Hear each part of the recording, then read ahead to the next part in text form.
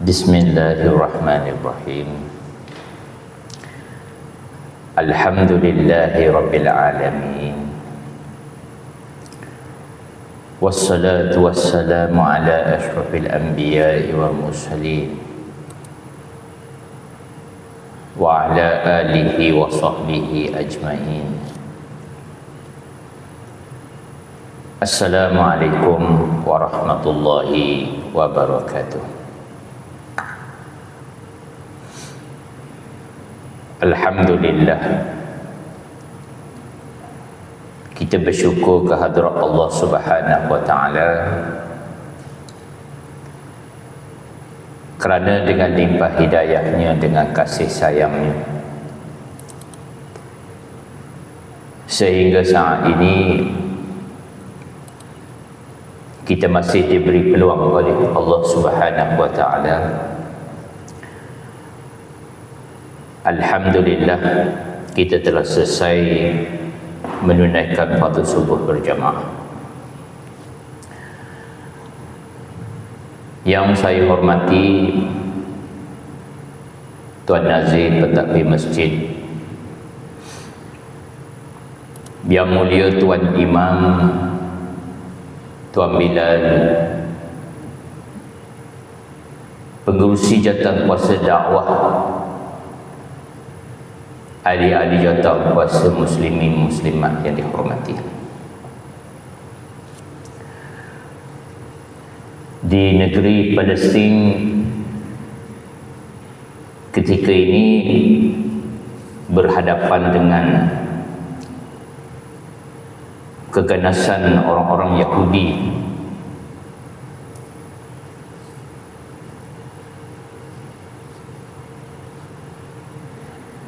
telah berlaku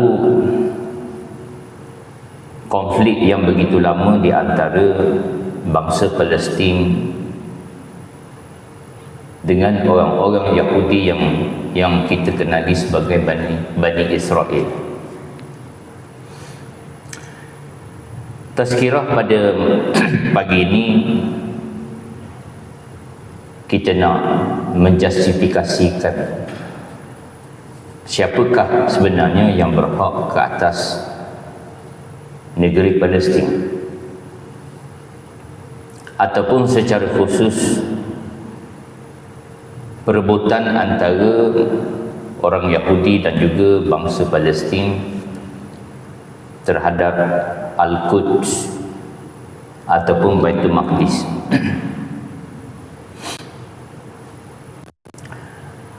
Tuan-tuan muslimin muslimat, bangsa Yahudi iaitu keturunan Nabi Yaqub bin Nabi Ishaq bin Nabi Ibrahim alaihissalam,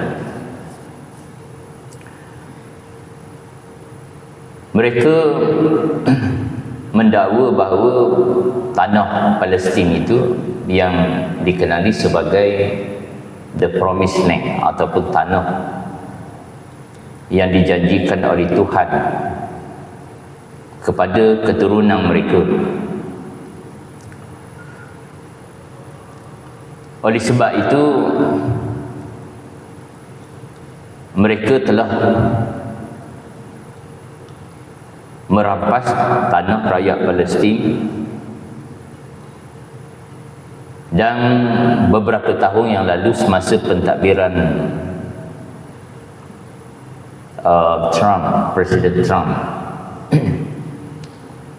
Israel telah membuat satu pengisytiharan bahawa mereka memindahkan ibu negara pentadbiran mereka daripada Tel Aviv kepada Baitul Maqdis ataupun Al-Quds.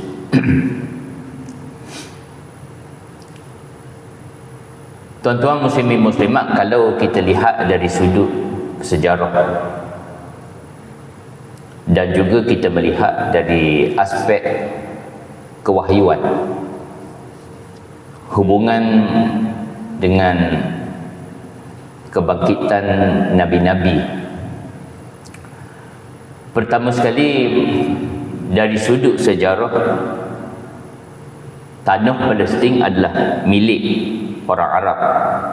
Palestin kerana bangsa Arab itu adalah bangsa yang lebih tua daripada bangsa Yahudi. Kerana selepas peristiwa Buah Besar, Nabi Nuh alaihi salam yang memiliki 4 orang anak itu, iaitu Kanaan, Sam dan juga Ham. Anak sulungnya yang bernama Kanaan itu telah mati lemas, dan Nabi Nuh meninggalkan 3 orang putera yang menjadi keturunan manusia di muka bumi selepas peristiwa Buah Besar. Daripada Sam bin Nuh datangnya generasi yang pertama bangsa Arab, sedangkan pada masa itu bangsa Yahudi belum wujud. Bangsa Arab ini disebut dari sudut sosiologinya disebut sebagai Arab Ar-Ribah. Arab Ar-Ribah ni Arab tua, Arab yang pada hari ini sudah tidak ada lagi di muka bumi. Kalau kita lihat dalam Al-Quran, Allah menceritakan bagaimana Allah memusnahkan bangsa-bangsa itu, antaranya itu adalah bangsa Arab yang tua. Dan negeri Palestin itu, Al-Quds itu diasaskan oleh bangsa Ar-Ribah, bangsa Arab Ar-Ribah. Pada masa itu ada 2 kumpulan, 2 puak. Satu bangsa Kanaan, satu lagi bangsa Yabus. Bangsa Yabus, bangsa yang datang daripada Jazirah Arab, dan mereka telah membina penempatan yang mereka sebut sebagai kota Shalim. Shalim itu merujuk kepada Tuhan yang disembah oleh bangsa Yabus. Daripada Shalim itulah datangnya Yerusalem, perkataan Yerusalem. Kemudian bangsa Arab ini, tuan-tuan, muncul satu kumpulan baru orang Arab ni yang disebut Arab Musta'adah, Arab lapis kedua. Dan bangsa Arab ini, bangsa Arab yang baru ini, sebahagiannya mereka mendiami Jazirah Arab, dan sesudah 11 keturunan daripada Sam bin Nuh datangnya Nabi Ibrahim alaihi salam. Jadi Nabi Ibrahim itu lewat 2000 tahun. Lewat 2000 tahun. Dan Nabi Ibrahim berasal daripada Fadlan Aram yang hari ini kita sebut sebagai negeri Iraq. Di sini berkembang satu civilization yang disebut sebagai bangsa, satu budaya Mesopotamia. Tempat pertemuan 2 sungai, Tigris Euphrates. Kemudian Nabi Ibrahim diperintahkan oleh Allah Subhanahu wa taala berhijrah ke negeri Palestin. Di sinilah wujudnya perjanjian di antara Allah Taala dengan Nabi Ibrahim, di mana Allah Subhanahu wa taala berjanji kepada Nabi Ibrahim akan memberikan kepada baginda keturunan dan akan memberikan kepada Nabi Ibrahim negeri Palestin. Sebab tu Yahudi klaim bahawa Palestin itu tanah yang dijanjikan Allah kepada bangsa mereka. Tetapi Bani Israel, orang-orang Yahudi, mereka harus sedar bahawa Nabi Ibrahim mempunyai 2 keturunan, 2 putera. Yang pertama, puteranya Nabi Ismail alaihi salam 12 tahun lebih tua daripada Nabi Ishaq. Bagaimana Nabi Ibrahim boleh dapat putera bernama Ismail ini? Ketika Nabi Ibrahim dalam perjalanan menuju ke Palestin, baginda terhalang dan masuk ke negeri Mesir. Dan di situ Nabi Ibrahim ditawan oleh Firaun. Firaun ni tuan-tuan ni banyak. Firaun ni banyak. Dia bukan satu. Firaun ni nama raja. Raja Mesir. Dinasti-dinasti yang banyak itu. Raja Firaun yang zalim yang menindas Bani Israel di zaman Nabi Musa itu namanya Ramses. Yang berlaku yang menawan Nabi Ibrahim dan isterinya Sarah itu, nama Firaunnya Hatshepsut nama dia. Dan oleh kerana Firaun Hatshepsut ini dia tertarik dengan Sarah. Kerana Sarah ini isteri Nabi Ibrahim digambarkan di dalam perjanjian lama seorang wanita yang cantik. Digambarkan diletakkan seorang perempuan daripada bangsa lain di sebelah Sarah itu seolah-olah meletakkan seekor lembu. Itu yang tertulis dalam Old Testament.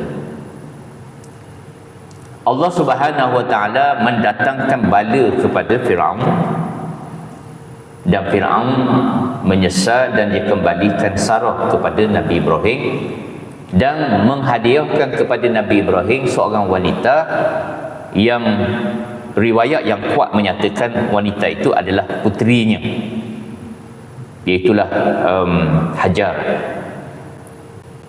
Riwayat yang lain menyatakan Hajar ini seorang dayang istana Firaun.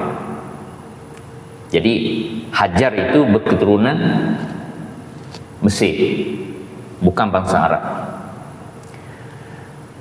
Kemudian Nabi Ibrahim menikahi Hajar ini, dan Hajar sebagai isteri kedua Nabi Ibrahim terlebih dahulu melahirkan Nabi Ismail. Dan berlaku peristiwa yang dicatatkan dalam Quran dan juga dicatatkan di dalam perjanjian lama, bahawa Nabi Ibrahim membawa Nabi Ismail dan ibunya Hajar ke Mekah, negeri Paran. Di situlah Nabi Ibrahim dan Nabi Ismail membina Kaabah. Nabi Ismail berkahwin dengan Arab Musta'adah ni, Arab lapis dua. Satu suku yang disebut sebagai suku Jurhum. Suku Jurhum bangsa Arab Musta'adah. Dan daripadanya lah dua kali perkahwinan Nabi Ismail, daripadanya datangnya keturunan Adnan, daripadanya datang Kaidar, daripadanya datang Kinanah, daripadanya datang Kilab bin Marrah, daripadanya datang Khusay bin Kilab bin Marrah, satu keturunan yang besar, yang hebat di negeri Mekah pada masa itu, yang daripada Khusay itulah datangnya Quraisy, dan daripada Quraisy itulah datangnya Nabi sallallahu alaihi wasallam. Jadi tuan-tuan, Nabi Ismail bukan bangsa Arab. Nabi Ismail keturunan Nabi Ibrahim, ibu Mesir, orang Mesir, dia bukan orang Arab. Tetapi keturunan Nabi Ismail itulah yang dikenali sebagai Arab Adnan, Arab lapis ketiga. Kalau kita nak faham mudah di Malaysia ni, Baba Nyonya lah, dia campuran, dia mix. Daripadanya datang Nabi sallallahu alaihi wasallam. Dan Nabi sallallahu alaihi wasallam apabila klaim keturunan, Nabi tidak pernah menyebut melepasi daripada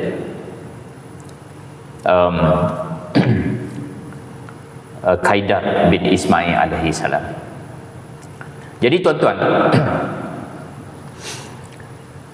orang Yahudi ni datang daripada mana? Yahudi datang daripada Nabi Ibrahim, daripada ibunya yang pertama iaitu Sarah. Datangnya Nabi Ishak, daripadanya datang Nabi Yaqub, dan daripada Nabi Yaqub itulah datangnya 12 orang putera. Dan salah seorang putera Nabi Yaqub ini yang bernama Yahuda.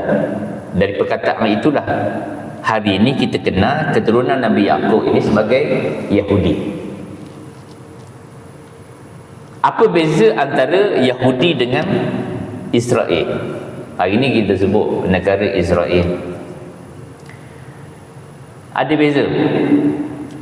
Israel itu adalah gelaran yang Allah Subhanahu Wa Taala berikan khusus kepada Nabi Yaqub. Bila mana Nabi Yaqub diperintahkan oleh bapanya Nabi Ishaq supaya dia melakukan hijrah daripada Palestin ke Paddan Aram, tempat asal Nabi Ibrahim alaihissalam. Dan di sana Nabi Yaqub menemui bapa saudaranya, dan di situ dia bertemu jodoh dengan puteri-puteri bapa saudaranya. Dan selepas mengahwini kedua-dua isterinya itu, dan kedua-dua isterinya memiliki hamba, masing-masing memiliki hamba, dan Nabi Yaqub mengahwini kedua-dua hamba itu, menjadikan Nabi Ishaq mempunyai 4 isteri, dan daripada 4 isteri inilah datangnya Nabi keturunan Nabi Yaqub.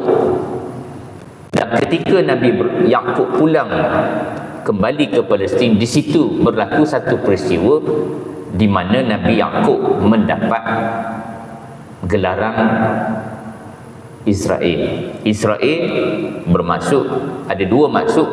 Pertama, Il dalam bahasa Hebrew bermaksud Tuhan. Isra ada 2 maksud. Yang pertama berjalan malam, satu lagi Isra bermaksud tentera. Jadi Israel itu bermaksud tentera Allah. Isra berjalan malam sebab Nabi Ishaq, Nabi Yaqub ketika melakukan hijrahnya itu, beliau berjalan waktu malam, berehat waktu siang. Jadi tuan-tuan, orang-orang Yahudi mereka klaim bahawa Allah telah memberikan, mengurniakan kepada mereka negeri Palestin. Adakah itu betul dari segi fakta? Al-Quran menjawab klaim orang Yahudi ini pada ayat yang ke-124 surah Al-Baqarah. Firman Allah Subhanahu wa taala, A'udzu billahi minasyaitonir rajim. Wa izibtala Ibrahim rabbuhu bikalimatin fa'atammahunna. Qala inni ja'iluka lin-nasi imama. Qala wa min zurriyyati. Qala la yanalu ahdiz zalimin. Yang bermaksud, dan ingatlah ketika Ibrahim diuji Tuhannya dengan beberapa kalimat, yakni perintah dan larangan. Lalu Ibrahim menunaikannya. Allah berfirman, sesungguhnya aku akan menjadikan kamu imam bagi seluruh manusia. Ibrahim berkata, dan saya mohon juga dari keturunanku. Allah berfirman, janjiku ini tidak mengenai orang-orang yang zalim. Jadi janji Allah itu nak memberkati keturunan Nabi Ibrahim dan memberikan tanah Palestin itu dengan bersyarat. Apa syarat Allah? Allah kata, orang-orang yang zalim dia tidak termasuk dalam perjanjian itu. Siapakah yang zalim?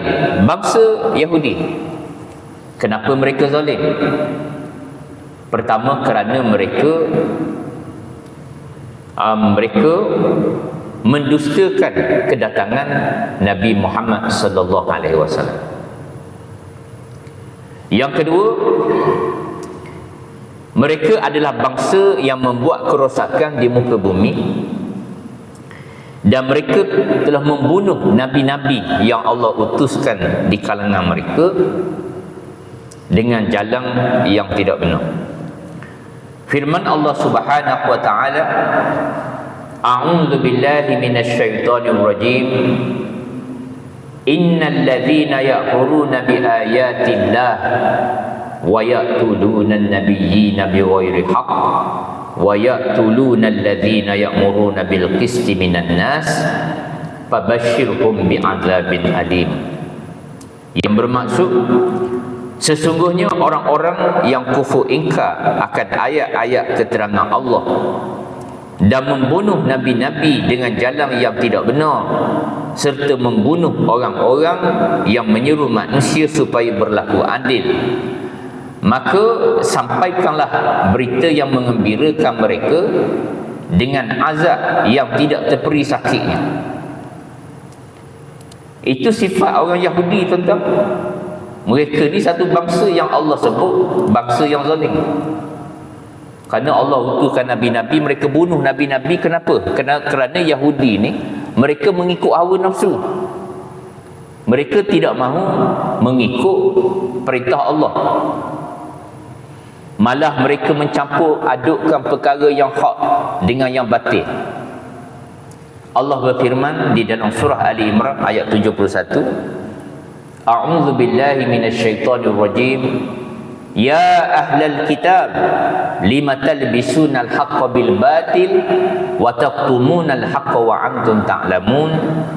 Wahai ahlul kitab, mengapa kamu mencampur adukkan perkara yang hak dengan yang batil dan menyembunyikan kebenaran padahal kamu mengetahui?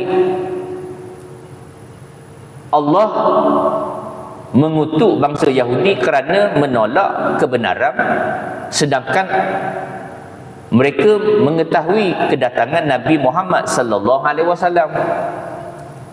Kerana pemberitaan kedatangan Nabi Muhammad ini sudah dinyatakan dalam kitab-kitab suci mereka. Malah orang Yahudi sangat mengenali Nabi Muhammad melebihi daripada bangsa Arab sendiri. Dalilnya dalam surah Al-Baqarah ayat 146. A'udzu billahi minasyaitonir rajim. Alladzina atainahumul kitaba ya'rifunahu kama ya'rifuna abna'ahum wa inna fariqam minhum la yaktumunal haqqa wa hum ya'lamun.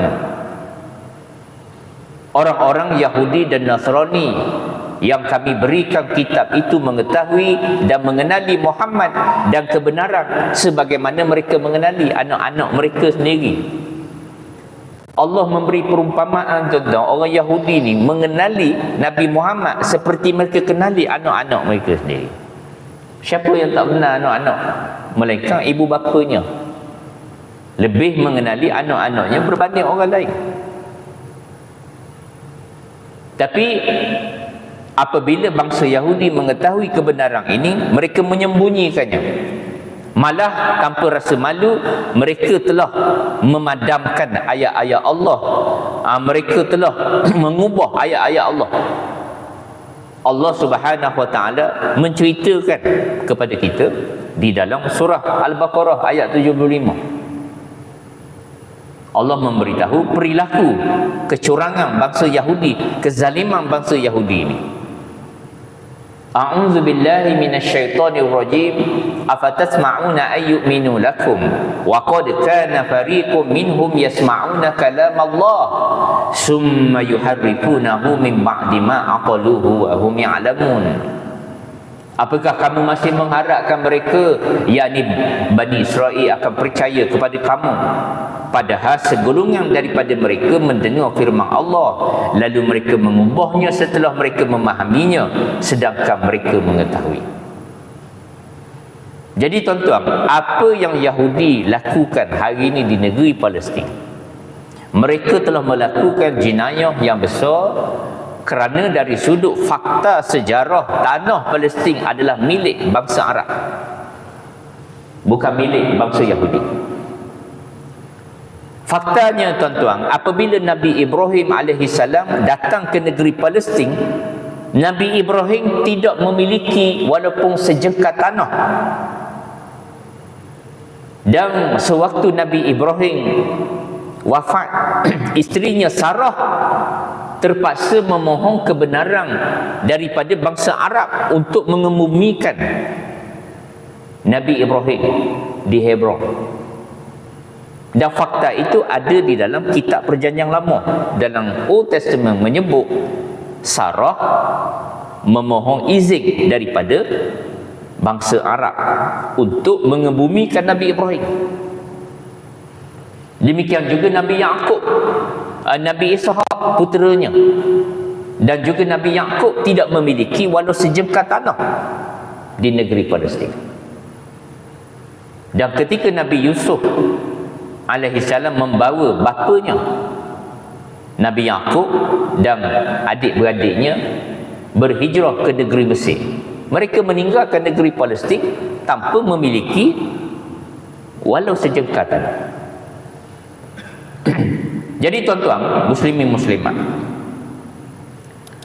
kezaliman bangsa Yahudi inilah menyebabkan bangsa ini dilaknati oleh Allah Subhanahu wa taala, dan Allah taala menyatakan bahawa Allah akan mendatangkan orang-orang untuk menyeksa mereka. Menyeksa siapa? Menyeksa Bani Israel, orang-orang Yahudi. Kerana di dalam Al-Quran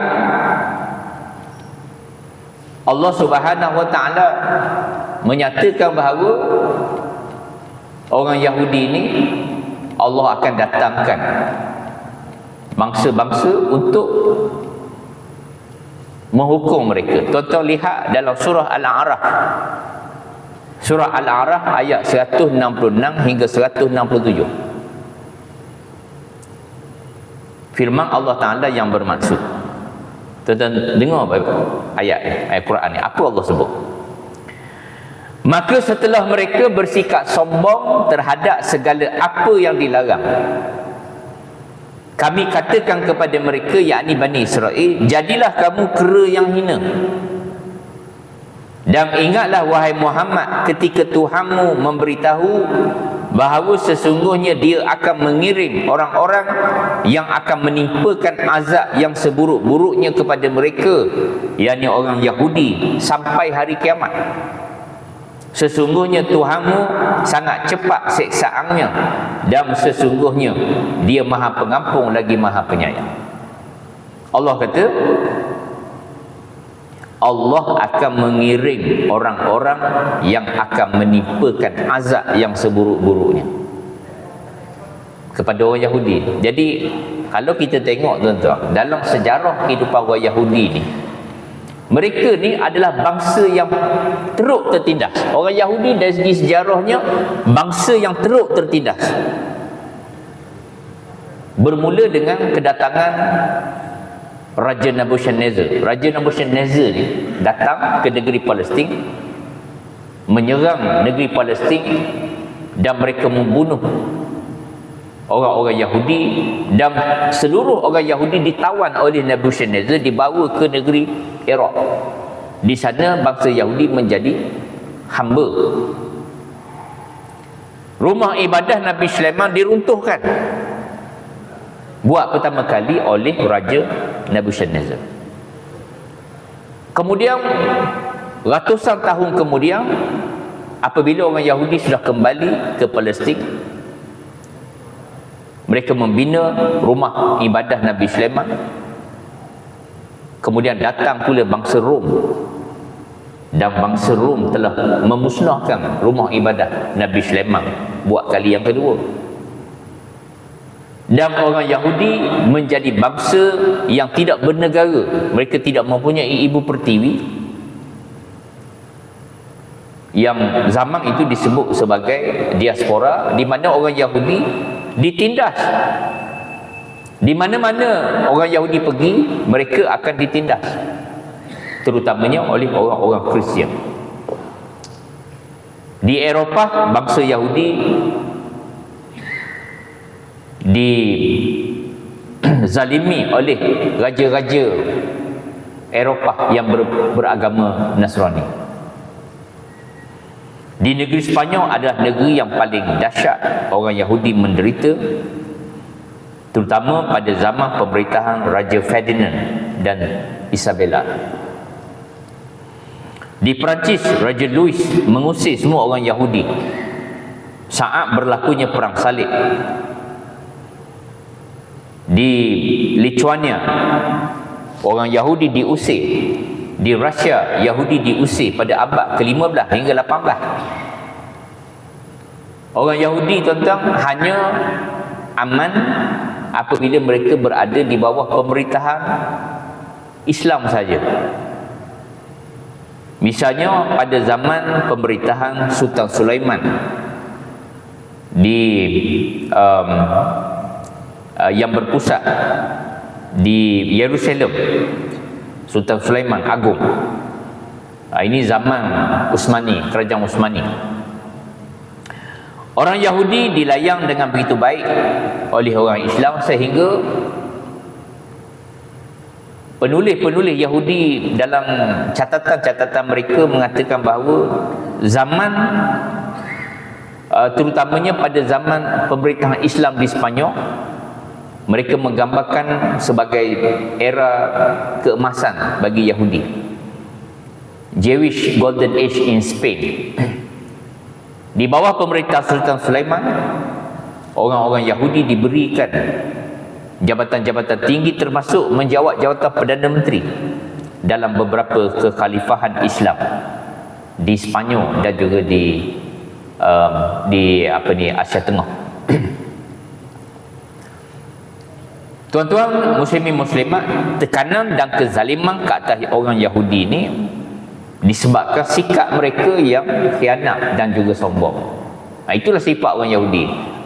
Pertama, di mana mereka pergi, mereka akan bersikap khianat, dan di mana saja mereka berada, mereka akan berperilaku sombong. Itu sifat orang Yahudi. Semuanya disebabkan oleh sikap dan perilaku mereka yang tidak menghormati bangsa lain, dan bangsa Yahudi ini sombong dan angkuh serta tidak setia. Maka tuan-tuan, penderitaan bangsa Yahudi, penindasan ke atas bangsa Yahudi berlaku dalam sejarah dunia, dan yang terakhir orang Yahudi ditindas, dizalimi pada zaman peperangan dunia kedua, di mana pada zaman itu peperangan yang berlaku pada tahun 1940 hingga 45. Itu zaman perang dunia kedua.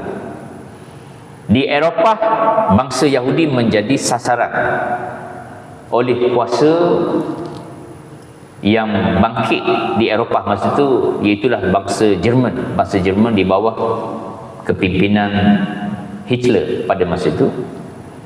Dan Hitler yang memimpin parti Nazi di Jerman pada ketika itu telah melancarkan satu tindakan penghapusan terhadap bangsa Yahudi, genocide, pembunuhan bangsa Yahudi yang cukup terkenal dalam sejarah dunia yang disebut sebagai Holocaust. Kenapa tuan-tuan Hitler melakukan Holocaust, melakukan penghapusan terhadap bangsa Yahudi ini? Tidak lain adalah kerana sikap dan perilaku mereka yang tidak menghormati bangsa di mana tempat mereka menumpang. Kita tuan-tuan pada hari ini, apabila kita membaca sejarah ditulis oleh pihak yang menang. Sejarah ditulis oleh pihak yang menang. Sebab tu kita digambarkan bahawa orang Yahudi menjadi mangsa kekejaman Adolf Hitler, kerana sejarah itu ditulis oleh mereka yang menang. Siapa yang menang? Amerika Syarikat dan kuasa berikat yang terdiri daripada Britain, Perancis dan lain-lain negara yang menyokong kuasa berikat ni. Dan siapakah di belakang Amerika Syarikat dan juga Britain? Sudah pasti adalah Yahudi Israel. Jadi Hitler telah melakukan Holocaust ini kerana sifat orang Yahudi pada masa itu tidak setia terhadap kerajaan, terhadap bangsa Jerman pada masa itu. Puncanya tuan-tuan adalah Jerman ni kalau tuan-tuan tengok dari sudut sejarah, mereka adalah bangsa, satu-satunya bangsa di Eropah yang mesra dengan Islam. Kerajaan Jerman kerajaan Jerman selama beberapa ratus tahun mempunyai hubungan yang baik dengan kerajaan Uthmaniyah. Mungkin tuan-tuan tertanya, kenapa orang Jerman ini dia dekat dengan Islam? Kenapa orang Jerman ni dekat dengan Islam? Tuan-tuan bacalah sejarah Jerman. Malah salah seorang raja Jerman yang bernama Raja Wilhelm ni pernah digelar sebagai Haji Wilhelm. Sebab Raja Jerman ni cukup kagum dengan Islam dan sangat tertarik dengan arkitektur kerajaan Uthmaniyah, terutamanya di tanah Palestin. Dan Raja Wilhelm ini mempunyai hubungan yang sangat baik dengan kerajaan Uthmaniyah. Negara daulah ataupun daulah Islamiah di Uthmaniyah itu sendiri, tuan-tuan, banyak dibantu oleh Jerman dari segi susunan pentadbiran dan juga latihan ketenteraan. Uthmaniyah dibantu oleh Jerman. Banyak penasihat-penasihat daripada Jerman ini dihantar ke Uthmaniyah. Dan mengapa Jerman dengan Uthmaniyah begitu dekat? Kerana Jerman ini satu-satunya bangsa di Eropah yang berkongsi akidah yang sama dengan akidah orang Islam. Akidah orang Jerman ni, tuan-tuan, dia sama dengan akidah orang Islam. Cuma agama berbeza. Akidah mereka menyamai akidah orang Islam. Kenapa saya kata begitu? Kerana orang-orang Nasrani di dunia masa tu dia terbelah dua. Satu dipanggil orang Kristian Trinity. Kristian Trinity ni Kristian yang menyembah tiga Tuhan. The Father, the Son and the Holy Ghost. Tiga Tuhan. Tetapi ada satu kumpulan orang Nasrani yang dipanggil sebagai Unitary. Unitary ni adalah saki-baki mazhab yang hanya menyembah Allah Ta'ala dan menganggap Nabi Isa adalah Nabi dan Rasul. Mazhab ni, tuan-tuan, mazhab ni dianuti oleh bangsa Jerman kerana salah satu mazhab yang mengesakan Allah yang berkembang di negeri Jerman pada masa itu dipanggil mazhab Arianism. Dipanggil Arianism. Dia ada tiga mazhab: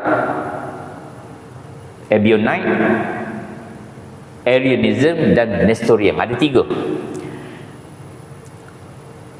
Salah seorang penganut Ebionite, penganut Nasrani Unitary ni yang menyembah Allah ni, tuan-tuan tahu. Sebab selalu dengar yang diceritakan, iaitulah sepupu isteri Nabi sallallahu alaihi wasallam yang bernama Waraqah bin Nawfal. Waraqah ni, tuan-tuan, Waraqah ini dia Kristian, dia Nasrani. Tetapi bukan Nasrani Trinity, tetapi Nasrani Unitary. Waraqah adalah saksi pertama yang mengakui kenabian Muhammad sallallahu alaihi wasallam. Dan Waraqah selepas mati, sahabat-sahabat mengatakan Waraqah akan masuk neraka. Sebab Waraqah ini Nasrani, tak sempat masuk Islam sebab Nabi belum angkat risalah Islam pada masa itu.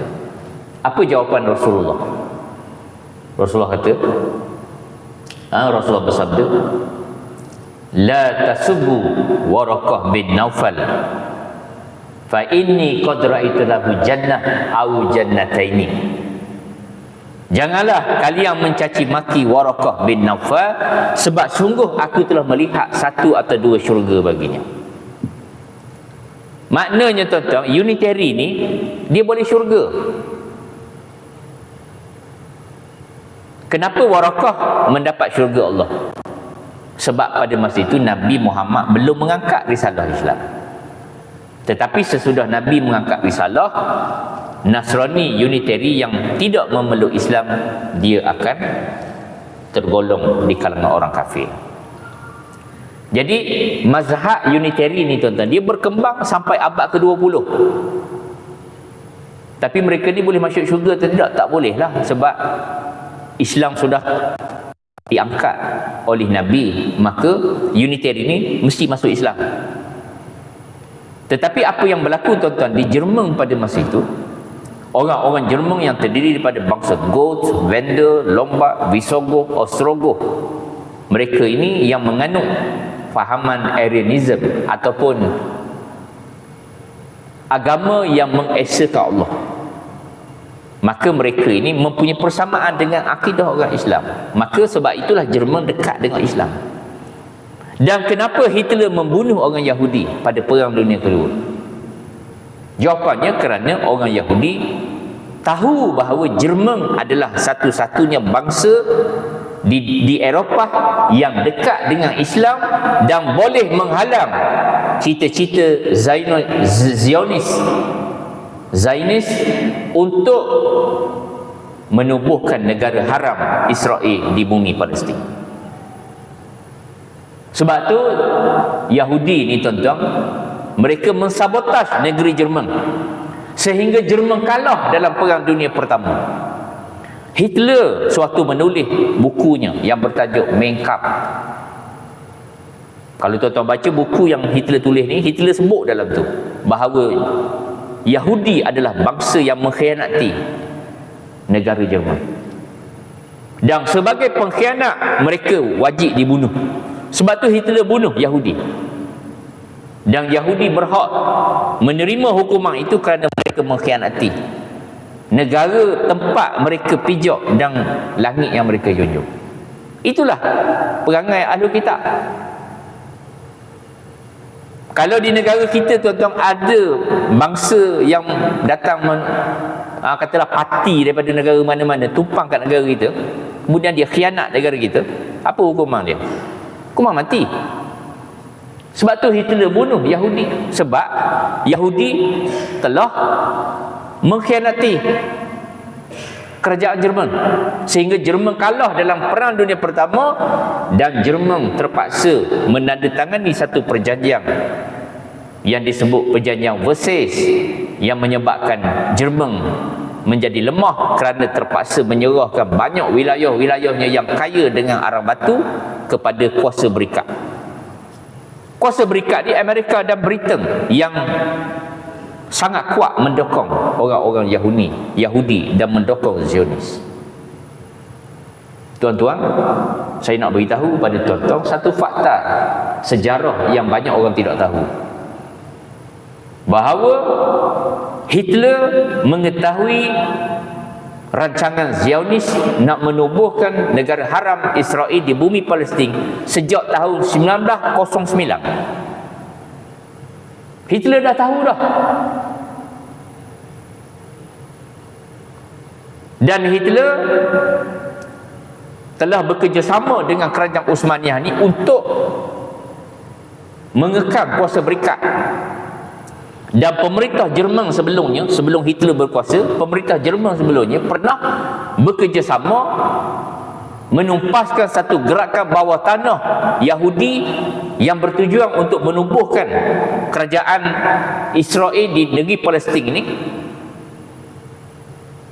Iaitulah satu pertubuhan bawah tanah yang disebut sebagai gerakan Hashomer. Gerakan Hashomer ni tuan-tuan sudah ada pada masa itu di dalam Empire Uthmaniyah masa itu. Di negeri Palestin ni orang Yahudi dah ada. Mereka ni menumpang di negeri Palestin dan pada masa itu mereka menubuhkan satu komplot bawah tanah untuk menggulingkan kerajaan Uthmaniyah masa itu. Dan kerajaan Uthmaniyah pada masa itu dengan kerjasama penasihat ketenteraan Jerman telah ambush gerakan Hashomer ni. Walaupun pemimpinnya telah ditangkap, masa namanya Helensky.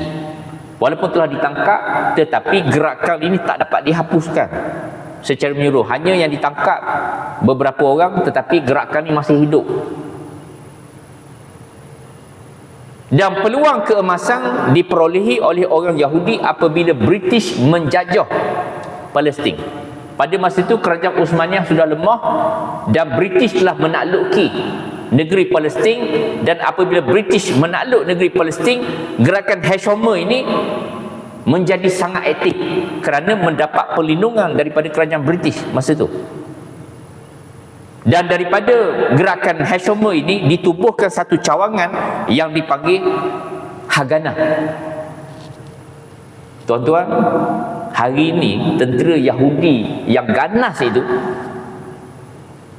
yang menyeksa, yang menzalimi bangsa Palestin hari ini, asal usulnya datang daripada gerakan ni yang dipanggil Irgun Haganah. Haganah ni dia macam tentera bawah tanah yang mendapat latihan daripada tentera British. Dan Irgun Haganah ini mereka tersangat aktif semasa Perang Dunia Kedua. Banyak daripada mereka menyertai unit-unit ketenteraan British dan terlibat dalam peperangan Dunia Kedua dulu. Di Itali saja tuan-tuan dilaporkan ada 5,000 tentera Irgun Haganah Yahudi yang terlibat dalam operasi di tentera berikat di Itali. 5,000 tuan-tuan. Dan apabila tamat Perang Dunia Kedua, apabila Hitler kalah, Jerman kalah, Jepun pun kalah, pada tahun 1947 British telah mengisytiharkan penubuhan negara Israel di bumi Palestin. Sejak daripada itulah tuan-tuan, bila ditubuhkan negara haram Israel ini, bangsa Palestin mula tertindas. Orang-orang Yahudi seluruh dunia pulang daripada Amerika, daripada Eropah, daripada Amerika Selatan, daripada Australia. Mereka bergerak, mereka kembali ke negeri, ke tanah Palestin. Dan sebahagian daripada tanah orang-orang Palestin ini telah dirampas oleh mereka. Negara Israel akhirnya mendominasi tanah Palestin. Yang tinggal pada hari ini hanyalah sebahagian kecil tebing barat. Tebing barat itu, dan sebahagian daripada Baitul Maqdis itu masih di bawah penguasaan Palestin. Sebab semasa perang 1967, kawasan Baitul Maqdis barat di bawah kuasa negara Jordan pada masa itu. Tetapi Israel telah merampas bahagian Baitul Maqdis Timur menjadi milik mereka, dan sekarang mereka nak rampas Baitul Maqdis Barat. Dalam erti kata mereka nak merampas Baitul Maqdis seluruhnya dan menjadikan Baitul Maqdis sebagai ibu negeri mereka. Jadi Gaza itu adalah sebahagian daripada wilayah Palestin yang masih tinggal, yang hanya sekakang-kera, yang dipisahkan oleh wilayah Israel, tebing barat dan juga Gaza adalah dua wilayah Palestin yang terpisah. Jadi Yahudi dia buat apa saja, termasuklah mereka menceroboh Masjid Aqsa. Mereka melakukan provokasi, dan hari ini mereka telah menggali terowong di bawah Masjid Aqsa kerana Israel mendakwa bahawa di bawah tapak Masjid Aqsa itu ada peninggalan Nabi Sulaiman yang dipanggil Tabut Perjanjian yang sedang mereka cari pada hari ini, dan rancangan mereka nak membina rumah ibadah Nabi Sulaiman di atas tapak Al-Haram Al-Syarif, iaitulah kawasan yang meliputi Masjid Aqsa, Kubah Syakrah dan kompleks yang menjadi rebutan antara tiga agama ini. Tuan-tuan muslimin muslimat, hak akhir sekali saya nak memberitahu bahawa Holocaust yang dilakukan oleh Hitler itu bukanlah yang terakhir. Kerana Allah janji di dalam surah Al-A'raf ayat 166 hingga 167, Allah akan mendatangkan orang-orang yang akan menyiksa mereka sehingga hari kiamat. Sebelum hari kiamat, orang Yahudi akan dihapuskan di bumi Palestin yang ada sekarang ni. Mereka akan dihapus, mereka akan dikalahkan. Kerana ada hadis Nabi SAW Di dalam hadis riwayat Bukhari, Nabi SAW bersabda yang bermaksud, tidak akan berlaku kiamat sehinggalah umat Islam memerangi orang Yahudi di sebuah tempat. Umat Islam akan membunuh mereka beramai-ramai sehinggakan apabila mereka bersembunyi di sebalik batu dan pokok, tiba-tiba pokok-pokok dan batu itu bersuara menjerit memanggil umat Islam agar membunuh orang Yahudi itu, kecuali pohon gharqad, kerana ia adalah pohon Yahudi. Semua batu-batu, pohon-pohon masa tu tuan-tuan, di akhir zaman ni, sebelum kiamat ni, bila orang Yahudi bersembunyi, pohon-pohon ni akan beritahu, wahai umat Islam, di sini ada Yahudi datang bunuh, kecuali satu pohon yang tak akan memberitahu, itulah pohon gharqad. Hari ni tuan-tuan, di Israel, orang Yahudi sedang menanam pohon gharqad di merata-rata tempat. Kenapa? Kerana mereka tahu dan mereka percaya kepada hadis Nabi sallallahu alaihi wasallam. Mereka tahu pada akhirnya besok umat Islam akan perangi mereka dan mereka akan dikalahkan. Maka mereka bersedia dengan pohon-pohon gharqad yang mereka tanam di negeri Palestin.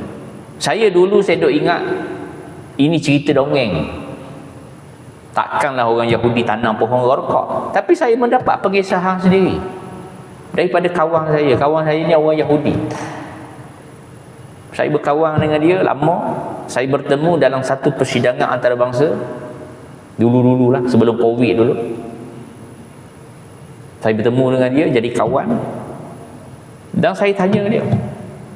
Dia kata betul, kami orang Yahudi, kami percaya kepada hadis Nabi. Sebab apa? Sebab kami orang Yahudi lebih mengenali Muhammad, lebih daripada bangsa Arab sendiri. Dia yakin, orang Yahudi yakin, cuma tak mahu beriman, tu je.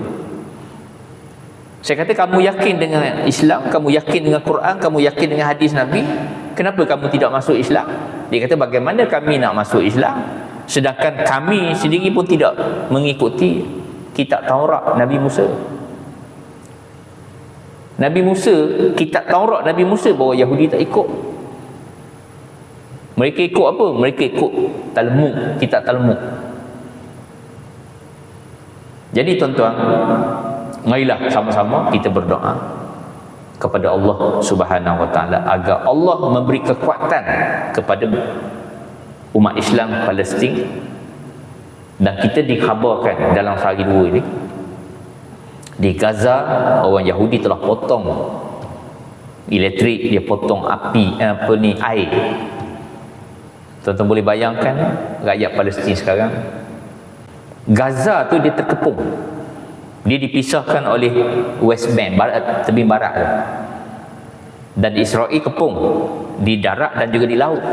Bantuan dari luar tak boleh masuk kerana Israel dia sekat laluan laut. Yang hanya dapat bantu orang umat Islam di Palestin ini adalah doa daripada kita, saudara-saudaranya di tempat-tempat lain. Allah yang dapat menolong bangsa Palestin, umat Islam ini, dalam perjuangan membebaskan tanah air mereka daripada penjajahan bangsa Yahudi yang dilaknat oleh Allah. Bismillahirrahmanirrahim. Alhamdulillahirabbil alamin. Wassalatu wassalamu ala asyrafil anbiya'i wal mursalin wa ala alihi wa sahbihi ajma'in. Allahumma inna nas'aluka al-huda wat-tuqa wal 'afafa wal ghina. Rabbana la tuzigh qulubana ba'da idh hadaytana wa hab lana min ladunka rahmah innaka antal wahhab. Rabbana zalamna anfusana wa illam taghfir lana wa tarhamna lanakunanna minal khasirin. Rabbana atina fid dunya hasanah wa fil akhirati hasanah wa qina azabannar. Wa sallallahu ala sayyidina Muhammadin wa ala alihi wa sahbihi ajma'in. Subhana rabbika rabbil izzati amma yasifun wa salamun alal mursalin walhamdulillahi rabbil alamin.